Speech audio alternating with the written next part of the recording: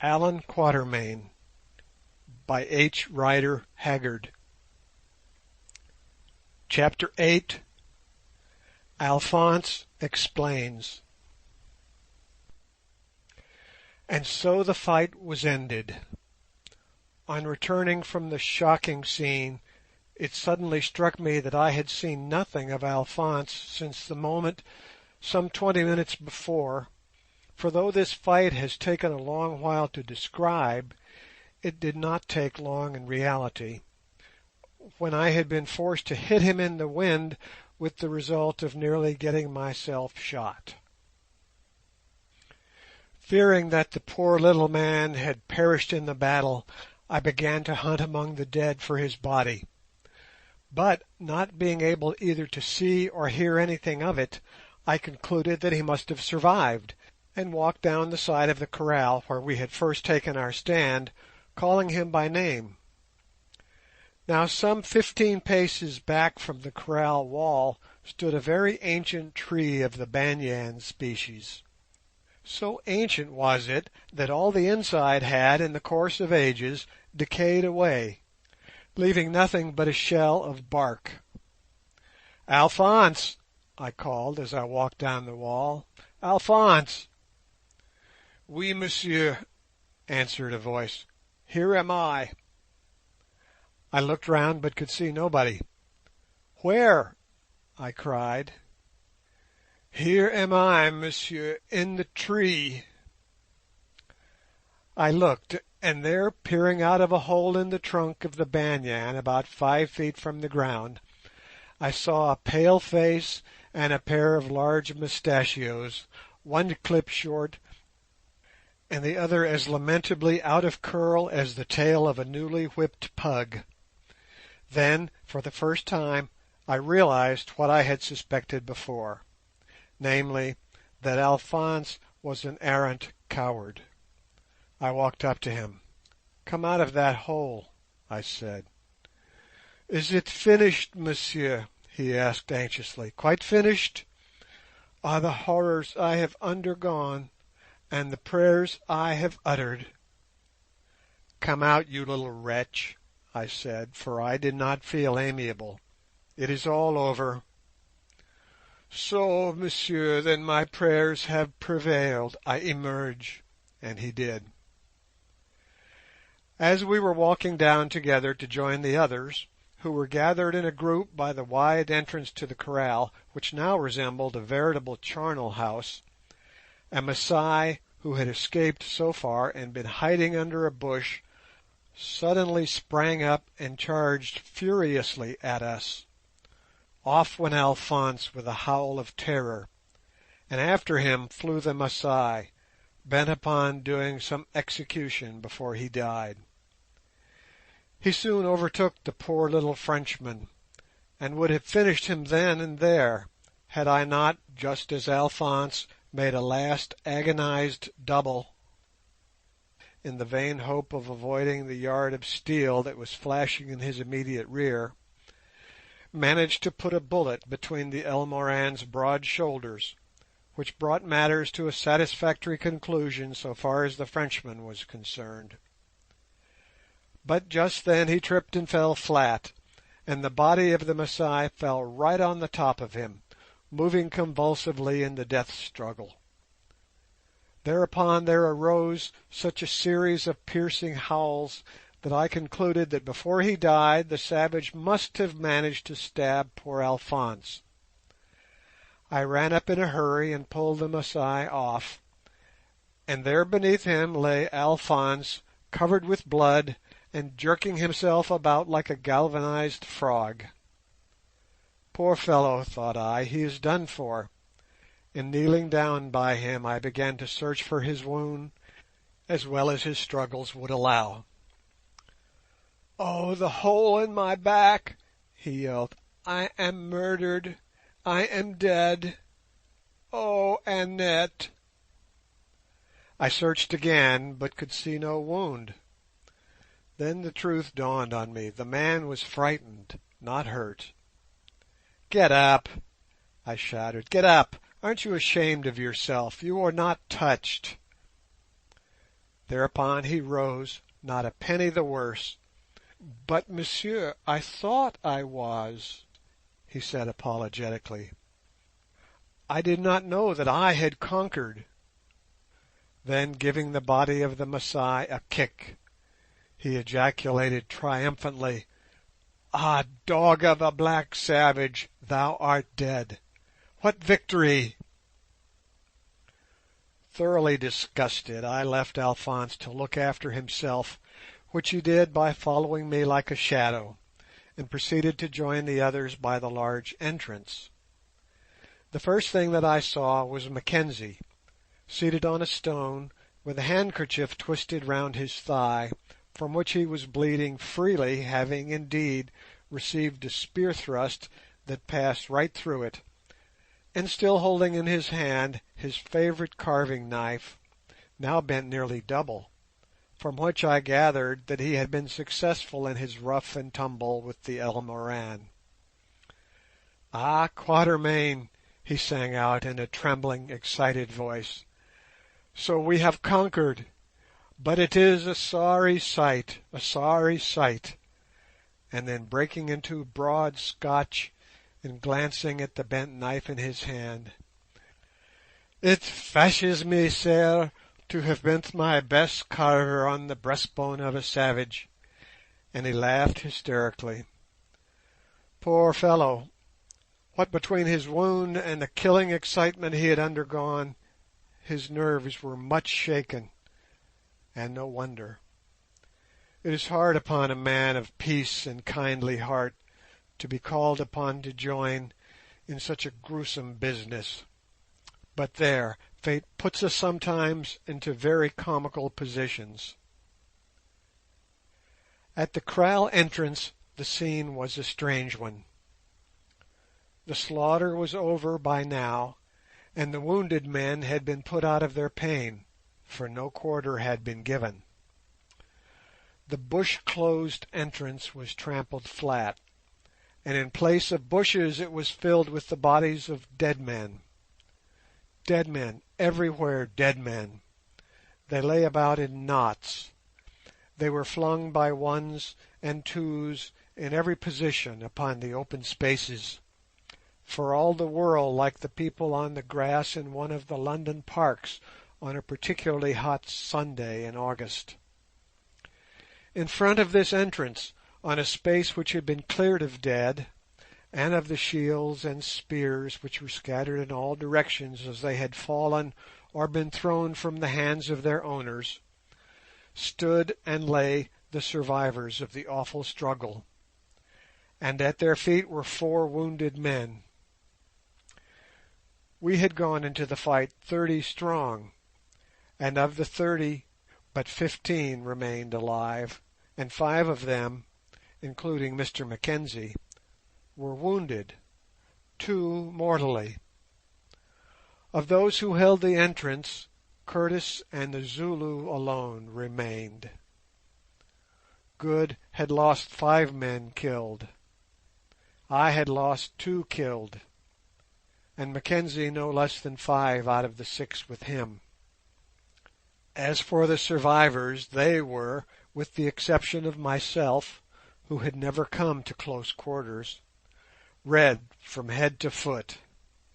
Sir Henry's armour might have been painted that colour, and utterly exhausted, except Umslopogaas, who, as he grimly stood on a little mound above a heap of dead, leaning as usual upon his axe, did not seem particularly distressed, although the skin over the hole in his head palpitated violently.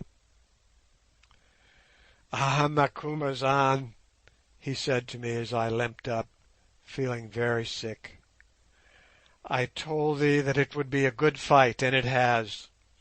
Never have I seen a better, or one more bravely fought.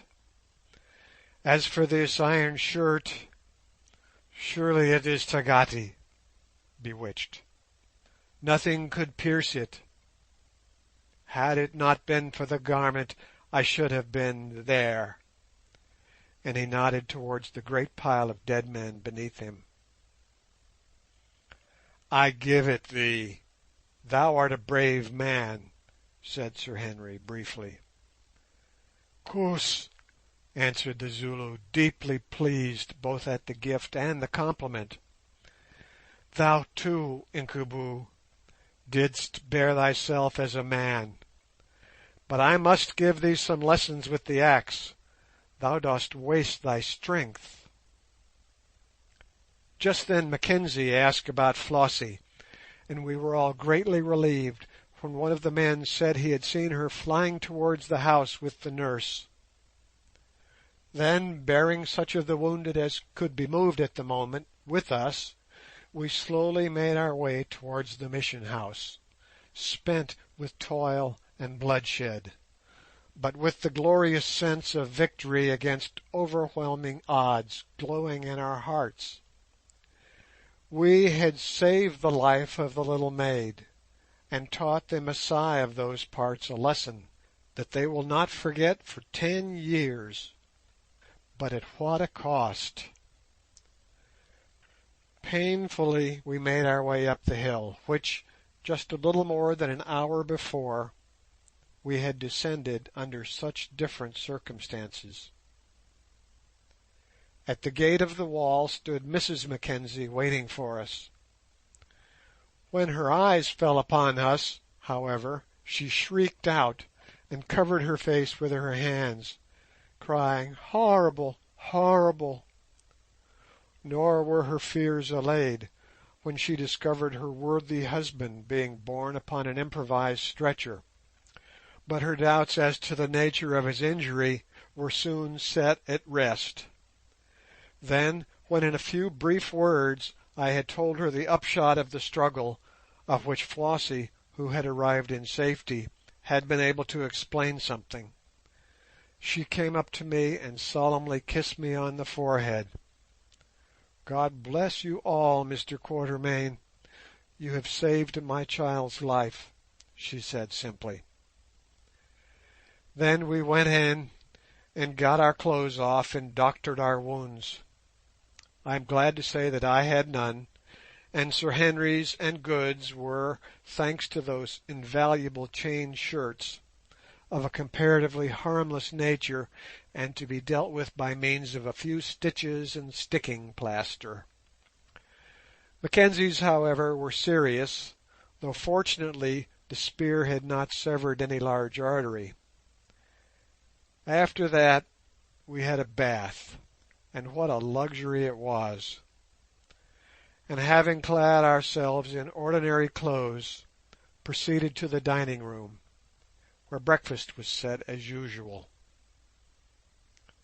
It was curious sitting down there, drinking tea and eating toast in an ordinary 19th century sort of way, just as though we had not employed the early hours in a regular primitive hand-to-hand Middle Ages kind of struggle.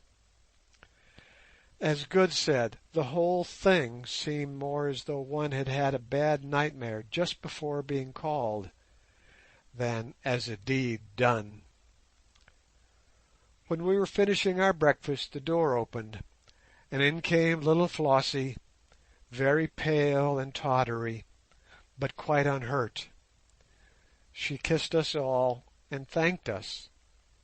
I congratulated her on the presence of mind she had shown in shooting the Masai with her Derringer pistol, and thereby saving her own life. "Oh, don't talk of it," she said, beginning to cry hysterically. "I shall never forget his face as he went turning round and round. Never. I can see it now." I advised her to go to bed and get some sleep, which she did, and awoke in the evening quite recovered so far as her strength was concerned. It struck me as an odd thing that a girl who could find the nerve to shoot a huge black ruffian rushing to kill her with a spear should have been so affected at the thought of it afterwards.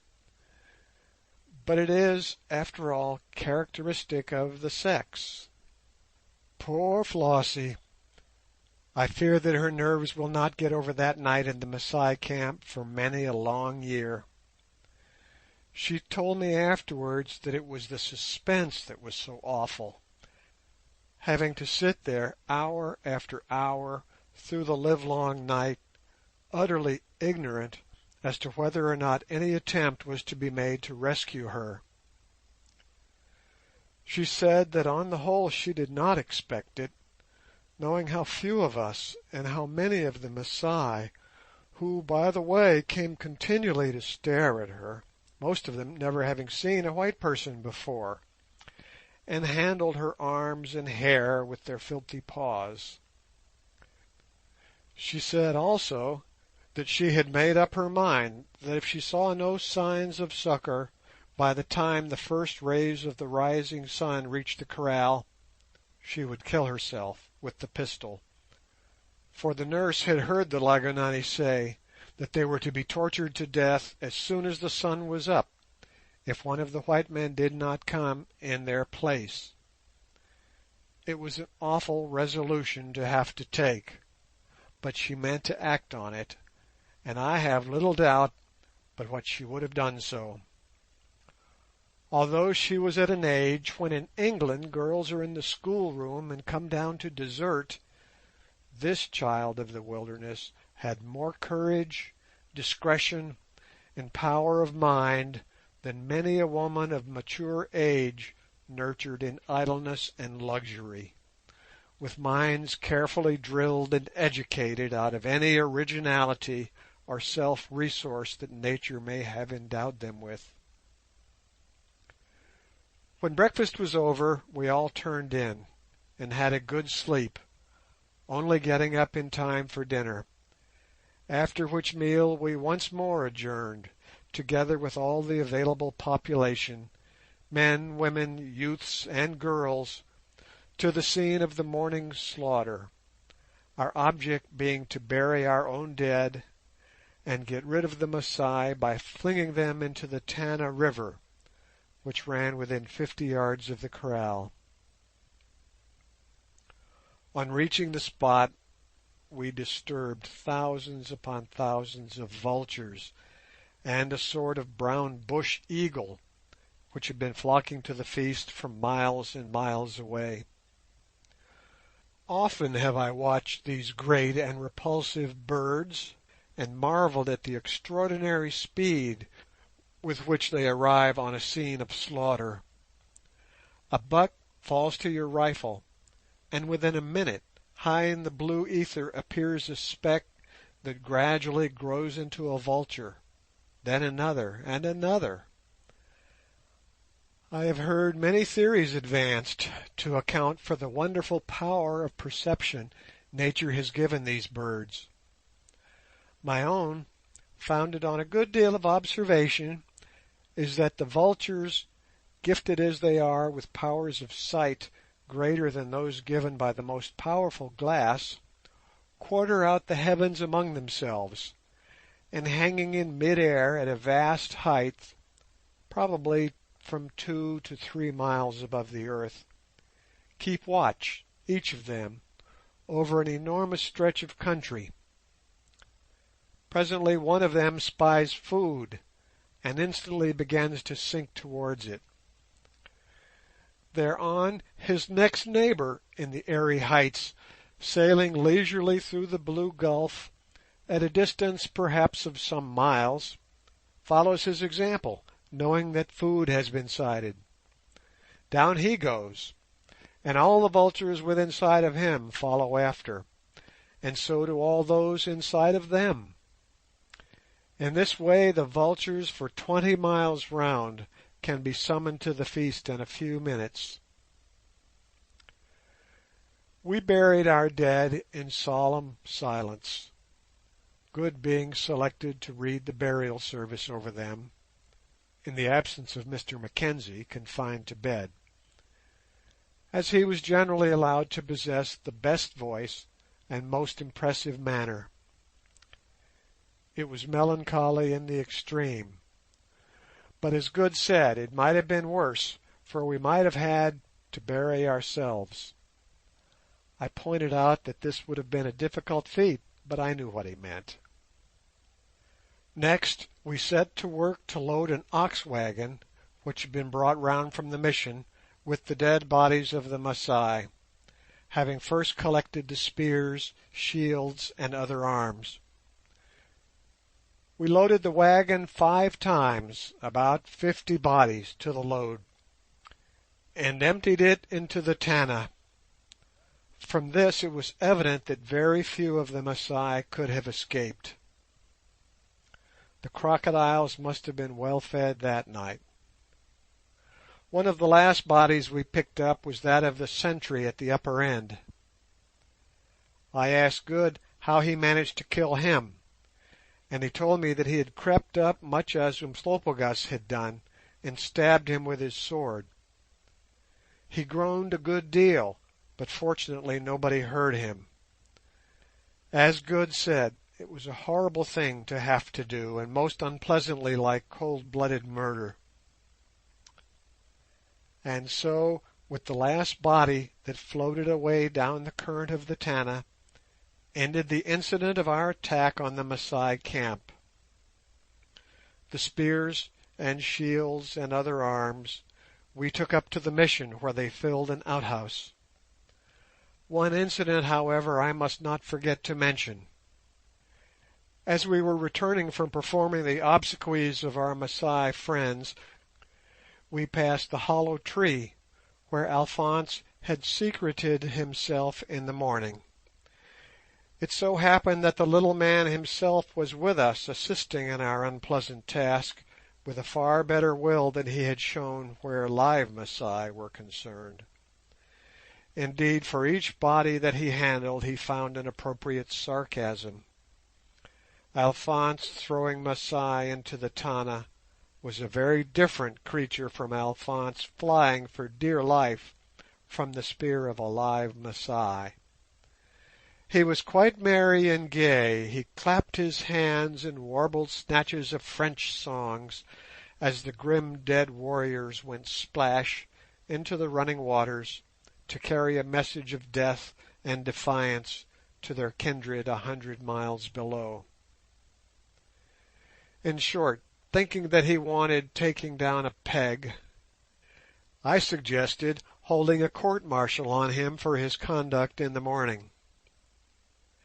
Accordingly, we brought him to the tree where he had hidden, and proceeded to sit in judgment on him, Sir Henry explaining to him in the very best French the unheard-of cowardice and enormity of his conduct, more especially in letting the oiled rag out of his mouth, whereby he nearly aroused the Masai camp with teeth chattering, and brought about the failure of our plans, ending up with a request for an explanation.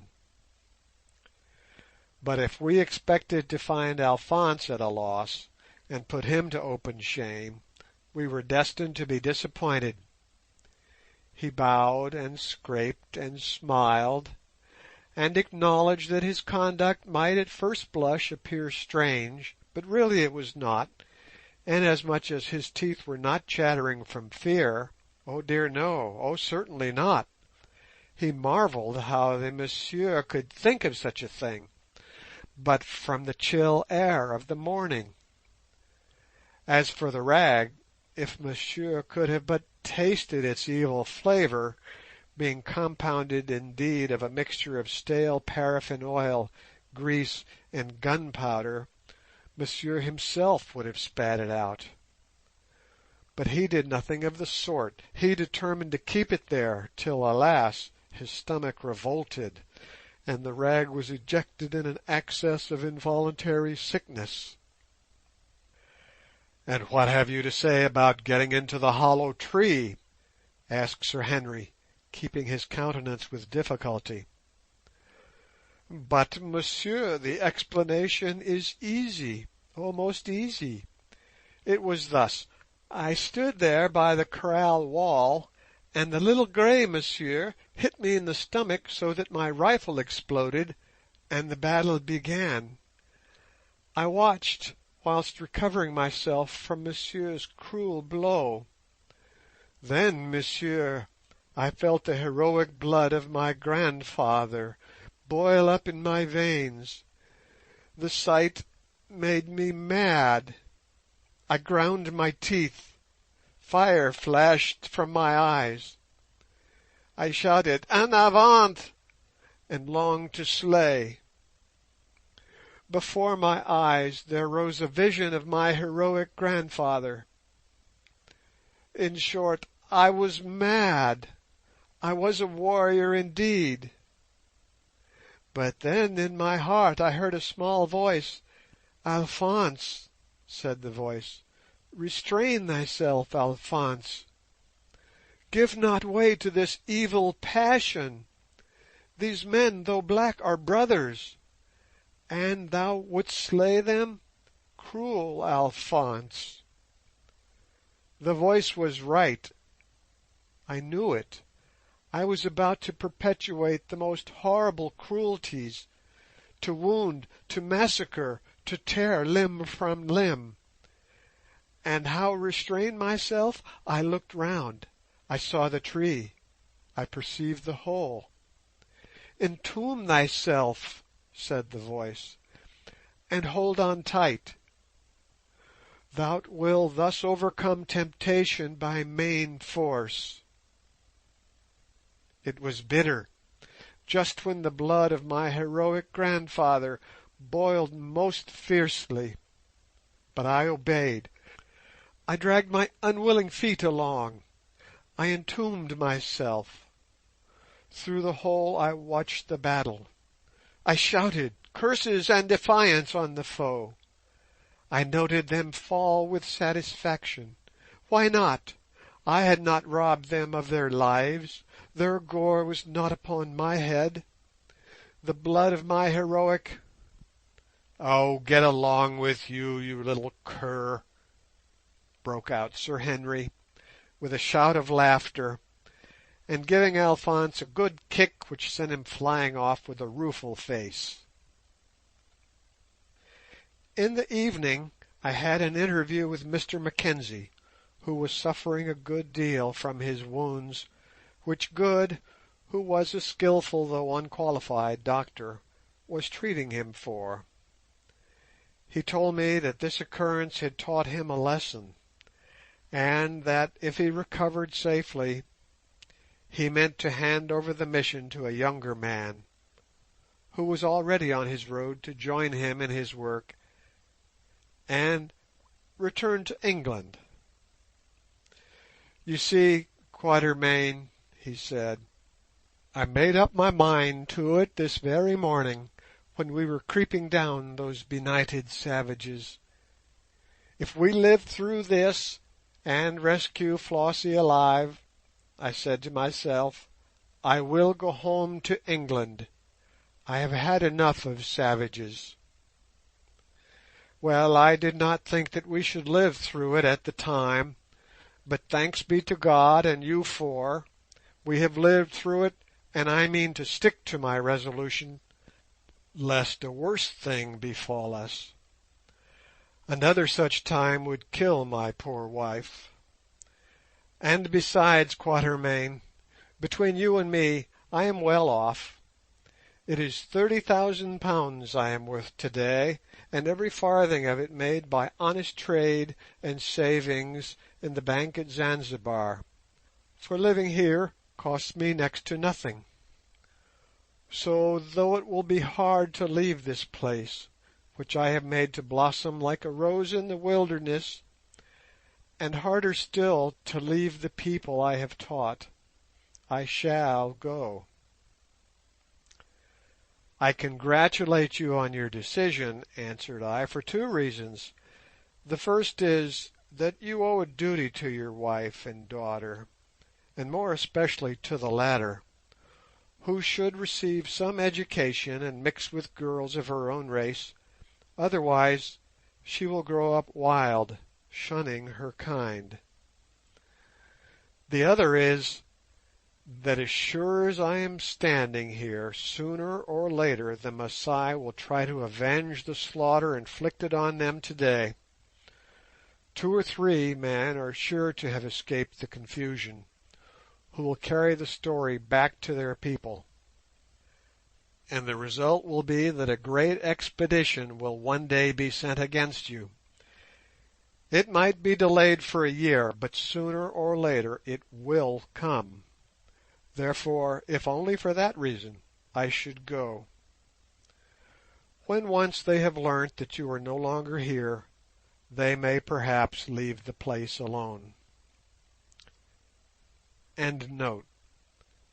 By a sad coincidence, since the above was written by Mr. Quatermain, the Masai have, in April 1886, massacred a missionary and his wife, Mr. and Mrs. Houghton, on this very Tana River and at the spot described. These are, I believe, the first white people who are known to have fallen victims to this cruel tribe. Editor. "You are quite right," answered the clergyman. "I will turn my back upon this place in a month. But it will be a wrench. It will be a wrench." End of chapter 8.